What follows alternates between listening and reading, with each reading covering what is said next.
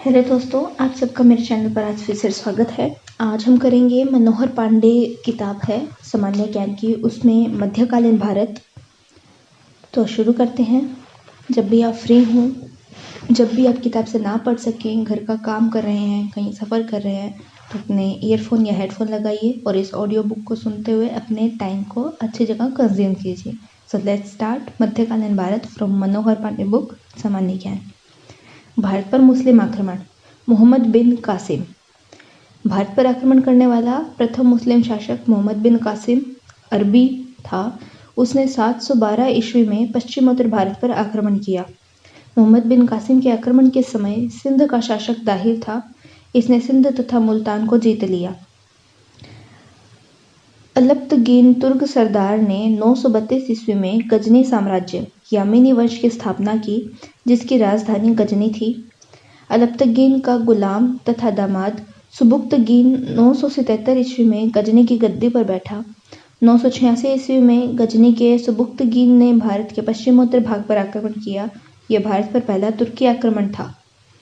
महमूद गजनवी सुबुक्तगीन का पुत्र था। वह 998 ईस्वी में गजनी का शासक बना। यह सुल्तान की उपाधि धारण करने वाला पहला शासक था। उसने 1001 से 1027 ईस्वी तक भारत पर 17 बार आक्रमण किया। उसके आक्रमण का उद्देश्य अधिक धन लूटना था। महमूद गजनवी के आक्रमण का सामना 1001 ईस्वी में हिंदू शाही वंश के शासक जयपाल ने किया। वे हिंद के निकट हुए युद्ध में जयपाल पराजित हुआ एवं उसने आत्महत्या कर ली। महमूद ने 1006 ईस्वी में मुल्तान पर आक्रमण किया। उस समय मुल्तान का शासक अब्दुल फतह दाऊद था। 1009 ईस्वी में महमूद गजनवी ने पेशावर पर हमला किया। इस समय पेशावर हिंदू शाही शासक आनंदपाल के अधीन था। बगदाद का खलीफा अल आदिर बिल्लाह ने महमूद गजनी को उसे यमीन उद दौला तथा अमीन उल मिल्लाह की उपाधि दी। बगदाद का खलीफा अल आदिर बिल्लाह ने महमूद गजनी को उसे यमीन उद दौला तथा आमीन उल मिल्लाह की उपाधि दी। महमूद गजनवी ने 1025 ईस्वी में सोमनाथ पर आक्रमण किया। उस समय भीम प्रथम शासक था।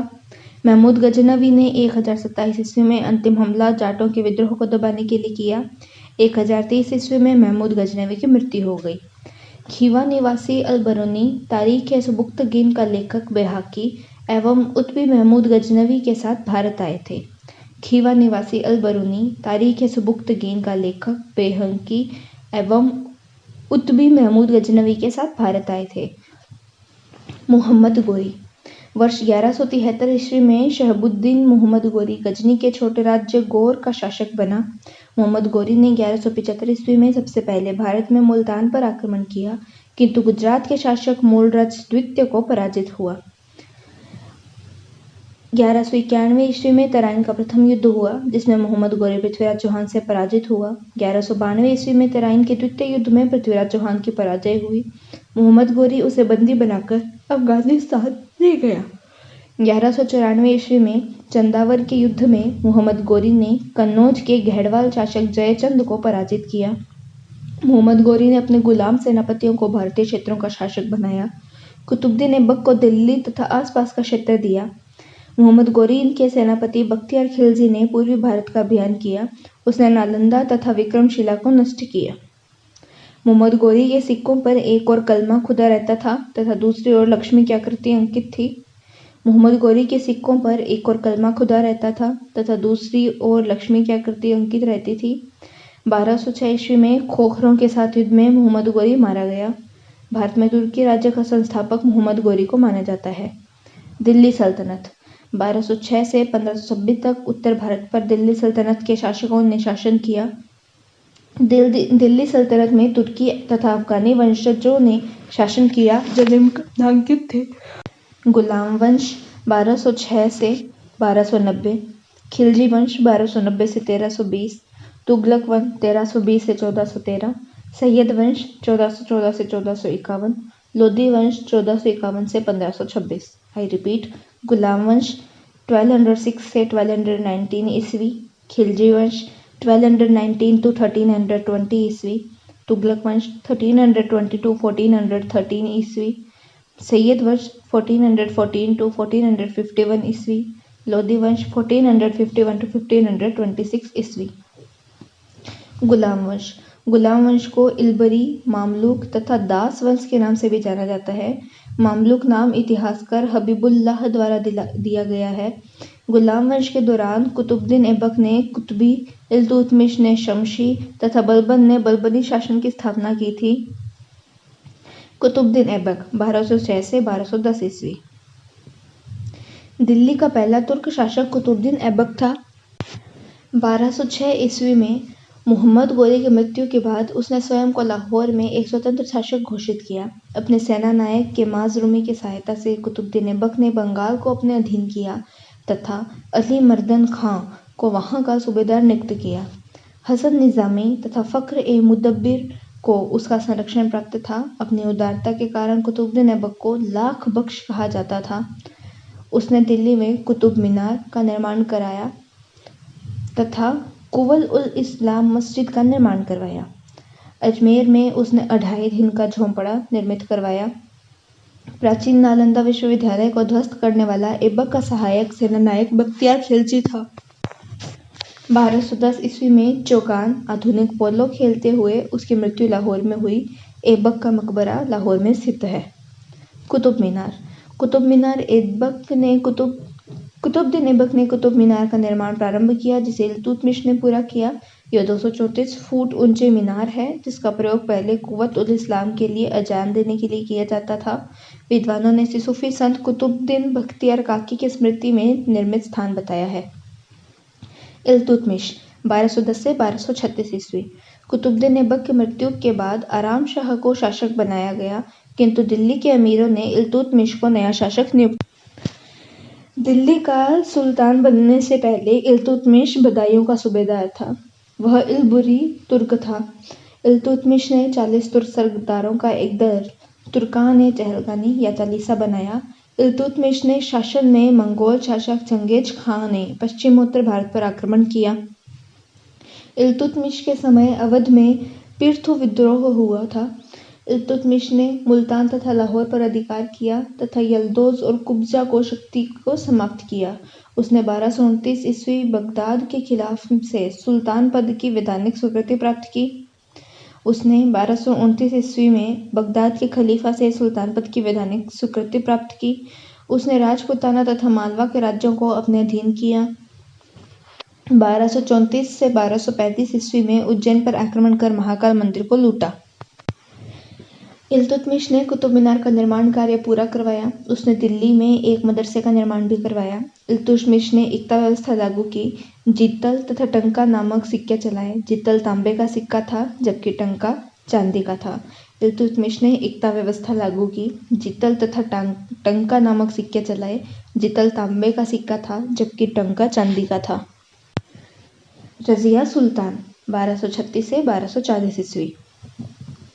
इल्तुतमिश ने अपनी पुत्री रजिया को उत्तराधिकारी नियुक्त किया था। रजिया दिल्ली सल्तनत की पहली तथा अंतिम महिला शासिका थी। 1236 ईस्वी में वह दिल्ली की शासिका बनी। रजिया बेगम ने जमालुद्दीन याकूत को अमीर-ए-आखूर अश्वशाला का प्रधान नियुक्त किया। बठिंडा के सूबेदार अल्तुनिया से रजिया का विवाह हुआ। इसी बीच इल्तुतमिश को एक पुत्र बहराम शाह ने सत्ता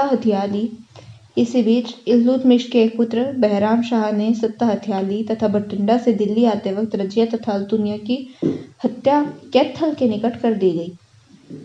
तत्कालीन इतिहासकार मिन्हाज उल सिराज के अनुसार रजिया का स्त्री होना उसके पतन का कारण था। रजिया के बाद बहराम शाह, महमूद शाह तथा नासिरुद्दीन महमूद शासक बने। नासिरुद्दीन महमूद 1246 से 1265। इल्तुतमिश के पुत्र नासिरुद्दीन महमूद मई 1246 को शासक बना। मिन्हाज उस सिराज नासिरुद्दीन महमूद के समय में मुख्य काजी के पद पर था। उसकी पुस्तक तबकात नासिरी इसी को समर्पित है। मिन्हाज उल सिराज नासिरुद्दीन महमूद के समय में मुख्य काजी के पद पर था। उसकी पुस्तक तबकात नासिरी इसी को समर्पित है। बलबन नासिरुद्दीन महमूद के शासनकाल में नायब-ए-ममलिकात नियुक्त किया गया। बलबन नासिरुद्दीन महमूद के शासनकाल में नायब-ए-ममलिकात नियुक्त किया गया। बलबन 1266 से 1287। 1266 to 1287। 1266 ईस्वी में नासिरुद्दीन महमूद की मृत्यु के बाद बलबन दिल्ली सल्तनत में नए राजवंश बलबनी वंश की स्थापना में सफल हुआ। नासिरुद्दीन महमूद ने बलबन को 1250 ईस्वी में उल्लुग खां की उपाधि दी। तुर्की सरदारों के प्रभाव तथा शक्ति को नष्ट करने के लिए उसने इल्तुतमिश द्वारा स्थापित तुर्कान चहलगानी को समाप्त कर दिया। अपने विरोधियों के प्रति बलबन ने कठोर लौह एवं रक्त की नीति अपनाई। बलबन ने राजस्व के सिद्धांत की घोषणा की। उसके अनुसार सुल्तान नियमत एक खुदा होता है। वह पहला सुल्तान था जिसने राजस्व के सिद्धांत को घोषित किया। उसने स्वयं को जिल्ले इलाही बताया। बलबन ने सिजदा तथा पापोस की रीति प्रारंभ की। उसने ईरानी त्योहार नौरोज मनाने की प्रथा भी शुरू की। सिजदा भूमि पर लेटकर अभिवादन करना तथा पापोस सुल्तान के चरणों को चूमने की रीति थी। ये रीतियां ईरानी दरबार में प्रचलित थी, जिसे बलबन ने दिल्ली सल्तनत में आरंभ किया। बलबन के शासनकाल में मंगोलों का आक्रमण हुआ, जिसमें उसका पुत्र शाहजादा मोहम्मद मारा गया। बलबन के काल में ही बंगाल के तुगरिल खां का विद्रोह हुआ था, जिसका बलबन ने बर्बरतापूर्ण दमन किया। 1287 ईस्वी में बलबन की मृत्यु के बाद अमीरों ने कई खुसरों के बदले शमशुद्दीन के मुर्स को दिल्ली का सुल्तान बनाया। शमशुद्दीन के मुर्स की हत्या के करके केकूबाद शासक बना। केकूबाद के शासनकाल में जलालुद्दीन फिरोज खिलजी शक्तिशाली हुआ। खिलजी वंश जलालुद्दीन फिरोज खिलजी 1290 से 1296 ईस्वी। जलालुद्दीन फिरोज खिलजी 1290 ईस्वी में दिल्ली का सुल्तान बना। सुल्तान बनने से पहले वह बुलंदशहर का इक्तादार था। जलालुद्दीन फिरोज खिलजी एक उदार शासक था। वह हिंदुओं के प्रति सहिष्णु था। उसने मंगोलों को पराजित किया। उसके शासनकाल में मंगोल दिल्ली में बसे, जिन्हें नवीन मुसलमान कहा गया। इसके समय में ईरानी फकीर सिद्दी मौला को हाथी के पैरों तले कुचला गया था। जलालुद्दीन के शासनकाल में ही दक्षिण भारत में प्रथम आक्रमण देवगिरी के शासक रामचंद्र देव पर हुआ था। 1296 ईस्वी में जलालुद्दीन फिरोज खिलजी की हत्या कर अलाउद्दीन खिलजी दिल्ली का शासक बना। अलाउद्दीन खिलजी 1296 से 1316 ईस्वी। जलालुद्दीन खिलजी के शासनकाल में अलाउद्दीन खिलजी कड़ा मानिकपुर का सूबेदार था। 1296 ईस्वी में उसने देवगिरी पर आक्रमण किया। अपने विजयों से उत्साहित अलाउद्दीन खिलजी ने सिकंदर ए सानी की उपाधि ग्रहण की। उसने नवीन धर्म आरंभ करने का मन बनाया, किंतु दिल्ली के कोतवाल अलाउल मुल्क की सलाह पर यह विचार त्याग दिया।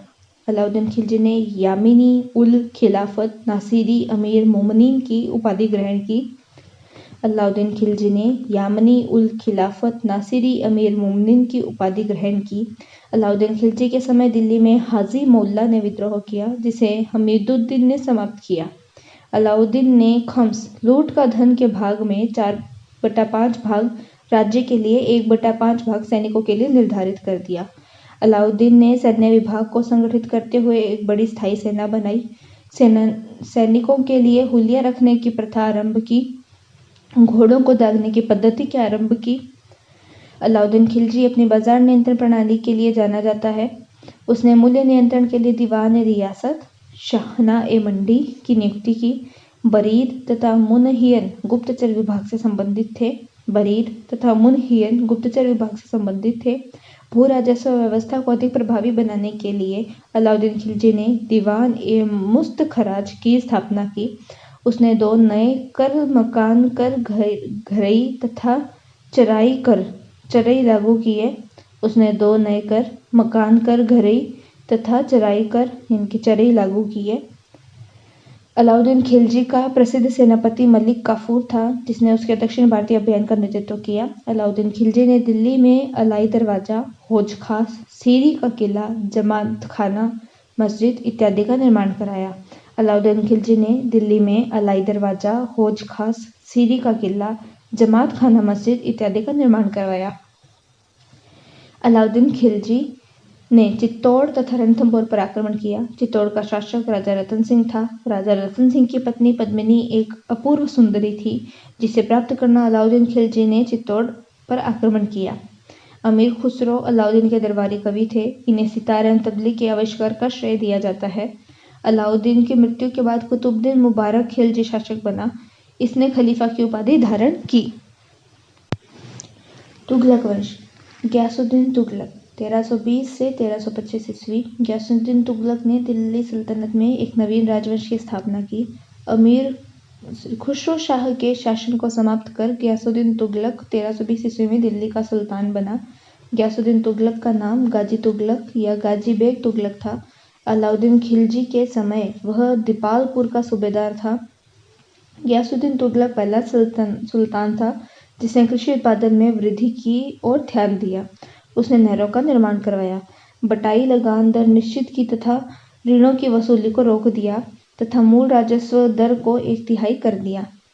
उसने दिल्ली के निकट तुगलकाबाद नामक नगर की स्थापना की। गयासुद्दीन की नीति को प्रसिद्ध इतिहास बर्नी ने रस्मेनियान की नीति कहा है। गयासुद्दीन तुगलक की नीति को प्रसिद्ध इतिहासकार बर्नी ने रस्मेनियान की नीति कहा है। गयासुद्दीन तुगलक के चिश्ती संप्रदाय के साथ निजामुद्दीन औलिया से अच्छे संबंध नहीं थे। निजामुद्दीन औलिया ने गयासुद्दीन तुगलक के बारे में कहा था कि दिल्ली अभी दूर है। मोहम्मद बिन तुगलक 1325 से 1351 ईस्वी। गयासुद्दीन तुगलक की मृत्यु के बाद 1325 ईस्वी में मोहम्मद बिन तुगलक दिल्ली का सुल्तान बना। दिल्ली के सुल्तानों में यह प्रथम सुल्तान था जिसने योग्यता के आधार पर पद देना आरंभ किया। दिल्ली के सुल्तानों में वह प्रथम सुल्तान था जिसने योग्यता के आधार पर पद देना प्रारंभ किया। उतने शासनकाल में वह विवादास्पद निर्णयों के से प्रसिद्ध हुआ। मोहम्मद बिन तुगलक ने 2 आब में कर वृद्धि, राजधानी प्रवर्तन, सांकेतिक मुद्रा, खुरासान अभियान तथा कराची अभियान जैसे निर्णय लिए जिसमें वह असफल रहा। मोहम्मद तुगलक ने दिल्ली से दौलताबाद राजधानी स्थानांतरित की। मोहम्मद बिन तुगलक ने कृषि के विकास के लिए दीवान-ए-कोही नामक विभाग की स्थापना की। मोहम्मद बिन तुगलक ने 1342 ईस्वी में इब्न बतूता को चीन के दरबार में अपना राजदूत बनाकर भेजा। इससे पहले 1341 ईस्वी में चीन के शासक तोगन तिमूर ने अपना एक राजदूत दिल्ली भेजा था। इब्न बतूता को इसने काजी नियुक्त किया था। इब्न बतूता की पुस्तक रेहला में मोहम्मद तुगलक के समय की घटनाओं का वर्णन है। इब्न बतूता की पुस्तक रेहला में मोहम्मद तुगलक के समय की घटनाओं का वर्णन है। मोहम्मद बिन तुगलक के शासनकाल में दक्षिण में हरिहर एवं बुक्का नामक 2 भाइयों ने 1336 ईस्वी में स्वतंत्र राज्य विजयनगर की स्थापना की। बहमन शाह ने 1347 ईस्वी में स्वतंत्र बहमनी राज्य की स्थापना की। मोहम्मद बिन तुगलक ने बदायूं में मीरन मुल्हिम, दिल्ली में शेख निजामुद्दीन औलिया, मुल्तान में शेख रुकनुद्दीन, अज्जुधन में शेख मुल्तान आदि संतों की कब्र पर मकबरे बनवाए। मोहम्मद बिन तुगलक ने बदायूं में मीरन मुल्हिम, दिल्ली में शेख निजामुद्दीन औलिया, मुल्तान में शेख रुकनुद्दीन, अज्जुधन में शेख मुल्तान आदि संतों की कब्र पर मकबरे बनवाए। बदायूं ने लिखा है कि सुल्तान के मरने पर सुल्तान को उसकी प्रजा से तथा प्रजा को सुल्तान से मुक्ति मिल गई। सांकेतिक मुद्रा। मोहम्मद बिन तुगलक ने चांदी की जगह तांबे के सिक्के चलाए जिसका मूल्य चांदी के टंका के बराबर होता था। चांदी की विश्व स्तर पर कमी को देखते हुए भारत में पहली बार सांकेतिक मुद्रा चलाई गई। आधुनिक सिक्के तथा बैंक नोट सांकेतिक मुद्रा के उदाहरण हैं। फिरोज शाह तुगलक 1351 से 1388। 1351 ईस्वी में मोहम्मद बिन तुगलक की मृत्यु के बाद फिरोज शाह तुगलक दिल्ली का सुल्तान बना। फिरोज शाह तुगलक गयासुद्दीन तुगलक के छोटे भाई रज्जब का पुत्र था। रज्जब का विवाह एक राजपूत शासक रणमल के पुत्र से हुआ था। इस प्रकार फिरोज हिंदू माता से उत्पन्न प्रथम मुस्लिम शासक था। फिरोज शाह तुगलक ने इस्लामी कानूनों द्वारा स्वीकृत 4 कर लगाए: खराज, खम्स, जजिया तथा ज़कात। फिरोज शाह तुगलक ने इस्लामी कानूनों द्वारा स्वीकृत 4 कर लगाए: खराज, खम्स, जजिया तथा ज़कात। जजिया पहले ब्राह्मणों को छोड़कर सभी हिंदुओं पर लगाया जाता था। उसने ब्राह्मणों पर भी जजिया कर लगाया। उसने गरीबों की सहायता के लिए दीवान-ए-खैरात नामक दान विभाग स्थापित किया। उसने रोजगार ब्यूरो तथा दारुल शफा स्थापित किए। फिरोज पहला शासक था जिसने शाही नहरों से सिंचाई के लिए पानी के प्रयोग पर सिंचाई कर लगाया। फिरोज पहला शासक था जिसने शाही नहरों से सिंचाई के लिए पानी के प्रयोग पर सिंचाई कर लगाया। उसने ख्वाजा हिसामुद्दीन को राष्ट्रीय आय के आकलन का कार्य सौंपा। फिरोज ने कर्मचारियों तथा सैनिकों को सेवा के बदले नकद वेतन न देकर जागीर प्रदान देने का नीति लागू की। उसने चेहरा तथा दाग प्रणाली को बंद कर दिया। सुल्तान ने दिल्ली के आसपास फलों के 1200 बाग लगवाए। इन बागों को देख रेख के लिए दासों को लगाया गया। सिंचाई की सुविधा के लिए फिरोज तुगलक ने 5 बड़ी नहरों का निर्माण करवाया। उसने लगभग 30 कृत्रिम झीलें भी बनवाई। फिरोज शाह तुगलक ने अद्धा अर्थात तांबा तथा विख अर्थात चांदी एवं शंशगानी नामक सिक्के चलाए। फिरोज शाह तुगलक ने अद्धा विख एवं शंशगानी नामक सिक्के चलाए। फिरोज ने सैन्य सेवा को वंशानुगत बना दिया। एक व्यक्ति अपनी जगह किसी रिश्तेदार अथवा गुलाम को सैन्य कार्य के लिए भेज सकता था। फिरोज ने कई प्रसिद्ध नगर बसाए। दिल्ली में फिरोजाबाद के अतिरिक्त उसने फतेहाबाद, हिसार फिरोजा, फिरोजपुर, जौनपुर जैसे नगरों की स्थापना की। इसे सल्तनत काल का अकबर कहा जाता है। फिरोज शाह तुगलक ने ऐतिहासिक इमारतों के संरक्षण के लिए महत्वपूर्ण कार्य किया। उसने दिल्ली में जामा मस्जिद, कुतुब मीनार, शमशी तालाब, जहांपनाह एवं निजामुद्दीन औलिया की समाधि का पुनरुद्धार करवाया। फिरोज शाह तुगलक ने ऐतिहासिक इमारतों के संरक्षण के लिए महत्वपूर्ण कार्य किया। उसने दिल्ली में जामा मस्जिद, कुतुब मीनार, शमशी तालाब, जहांपनाह एवं निजामुद्दीन औलिया की समाधि का पुनरुद्धार कराया। फिरोज तुगलक ने मेरठ तथा टोपरा से अशोक स्तंभ मंगवाकर दिल्ली में फिरोज शाह कोटला में स्थापित किया। फिरोज ने बर्नी तथा अफीफ जैसे इतिहासकारों को संरक्षण प्रदान किया। बर्नी ने फतवा ए जहांदारी तथा तारीख फिरोज शाही की रचना की। बर्नी ने फतवा ए जहांदारी तथा तारीख फिरोज शाही की रचना की। फिरोज शाह तुगलक ने फतुहा ए फिरोज शाही नाम से अपनी आत्मकथा लिखी। फिरोज शाह तुगलक ने फतुहात ए फिरोज शाही नाम से अपनी आत्मकथा लिखी। उसने हिमाचल प्रदेश के ज्वालामुखी मंदिर से प्राप्त संस्कृत पुस्तकों का फारसी में दलाइल ए फिरोज शाही नाम से अनुवाद किया। फिरोज शाह तुगलक ने दासों के लिए एक पृथक विभाग दीवान ए बंदगान की स्थापना की थी। नासिरुद्दीन महमूद ही तुगलक वंश का अंतिम सुल्तान था। तैमूर लंग का आक्रमण। तैमूर लंग ट्रांस ऑक्सियाना का जागीरदार था। 1398 यानी कि 1398 ईस्वी में उसने भारत पर आक्रमण किया। उस समय दिल्ली का शासक नासिरुद्दीन महमूद तुगलक था। तैमूर ने खिजर खां को मुल्तान, लाहौर तथा दीपालपुर का शासक नियुक्त किया। तैमूर ने 15 दिनों तक दिल्ली को लूटा। उसने फिरोजाबाद, मेरठ, हरिद्वार तथा कांगड़ा पर भी आक्रमण किया। सैयद वंश। खिजर खां 1414 से 1421। 1414 ईस्वी में खिजर खां ने सैयद वंश के शासन की स्थापना की। खिजर खां ने सुल्तान के बदले रैयत आला की उपाधि ग्रहण की। उसने अपने सिक्के नहीं बनवाए तथा तुगलक शासकों के नाम के सिक्के उसने के शासनकाल में प्रचलित रहे। उसने पंजाब, मुल्तान तथा सिंध को दिल्ली सल्तनत में शामिल किया। सल्तनत काल में शासन करने वाला सैयद वंश एकमात्र शिया समुदाय का वंश था। खिजर खां नियमित रूप से तैमूर के पुत्र शाहरुख को कर भेजा करता था तथा उसके नाम से खतबा उत्कीर्ण करवाया था। मुबारक शाह 1421 से 1434। मुबारक शाह ने 1421 ईस्वी में शासन प्रारंभ किया। उसने शाह की उपाधि धारण की। मुबारक शाह ने स्वतंत्र रूप से अपने नाम का खुतबा पढ़वाया तथा सिक्के जारी किए। यमुना के किनारे मुबारकाबाद की स्थापना मुबारक शाह ने की थी। उसने याया अहमद सरहिंदी को संरक्षण प्रदान किया, जिसने तारीख मुबारक शाही की रचना की। उसने याया अहमद सरहिंदी को संरक्षण प्रदान किया, जिसने तारीख मुबारक शाही की रचना की। 1434 ईस्वी में उसकी मृत्यु के बाद मोहम्मद शाह 1434 से 1445 शासक बना। उसने बहलोल लोदी को खाने खाना की उपाधि प्रदान की। सैयद वंश का अंतिम शासक अलाउद्दीन आलम शाह 1445 से 1450 ईस्वी तक था, जिसे बहलोल लोदी ने अपदस्थ कर दिल्ली में सैयद वंश का शासन समाप्त किया। लोदी वंश।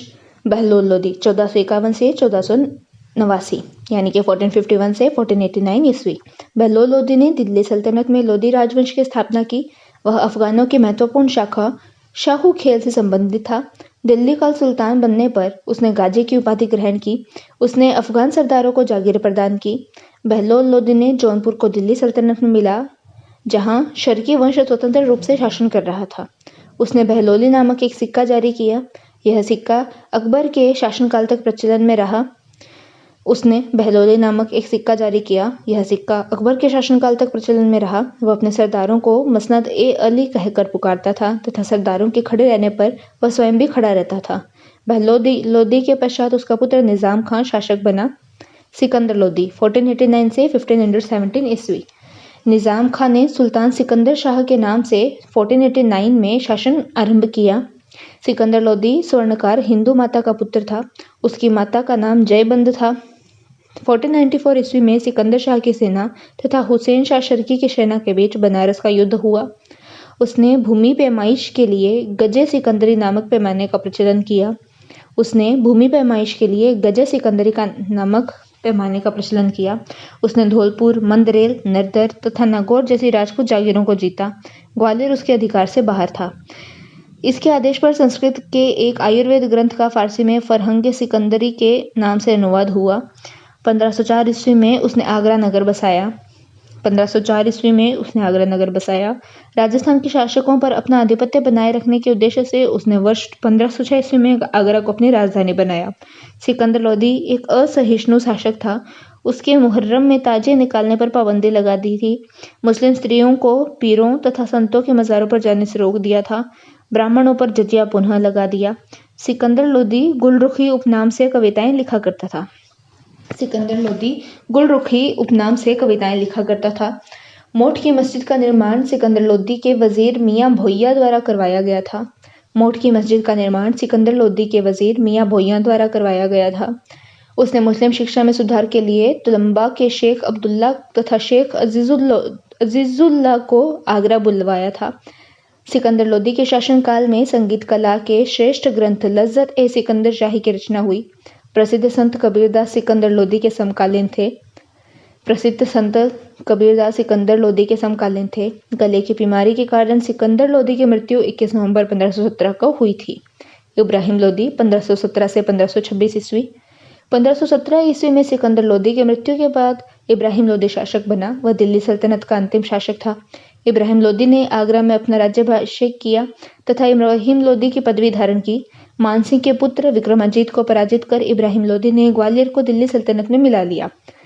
1517 ईस्वी में इब्राहिम लोदी और राणा सांगा के मध्य घातोली के युद्ध में इब्राहिम लोदी हार गया। 1517 ईस्वी में इब्राहिम लोदी और राणा सांगा के मध्य घातोली के युद्ध में इब्राहिम लोदी हार गया। 21 अप्रैल 1526 ईस्वी में पानीपत की पहली लड़ाई में इब्राहिम लोदी बाबर से पराजित हुआ, जिसके साथ लोदी वंश तथा दिल्ली सल्तनत का शासन समाप्त हो गया। बाबर को भारत पर आक्रमण के लिए निमंत्रण पंजाब के शासक दौलत खान लोदी तथा इब्राहिम लोदी के चाचा आलम खान ने दिया था। इब्राहिम लोदी दिल्ली सल्तनत का एकमात्र शासक था जो युद्ध में लड़ते हुए मृत्यु को प्राप्त हुआ। सल्तनत काल के अधिकारी। वजीर, इसका कार्य था मुख्य प्रशासनिक अधिकारी। आरिज़ ए मुमालिक, इसका कार्य सैनिक विभाग का प्रधान। इंशाह ए मुमालिक, इसका कार्य पत्राचार विभाग का प्रधान। वकील ए दर, इसका कार्य शाही महल तथा सुल्तान की व्यक्तिगत सेनाओं का अधिकारी।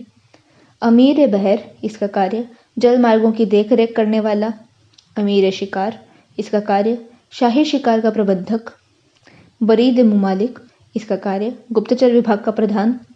काजी, इसका कार्य न्याय विभाग का प्रधान। मुहत्सिब, इसका कार्य आचरण का रक्षक। सद्र उस सुदूर, धर्म एवं दान विभाग का प्रमुख। तो दोस्तों, यहाँ हमारा आज का ऑडियो बुक खत्म होता है, जिसमें हमने सल्तनत काल पढ़ा और हमारा सल्तनत काल खत्म होता है लोदी वंश पे। अब हम अगला टॉपिक पढ़ेंगे मुगल वंश के ऊपर, या कहें तो मुगल साम्राज्य के ऊपर। जय हिंद।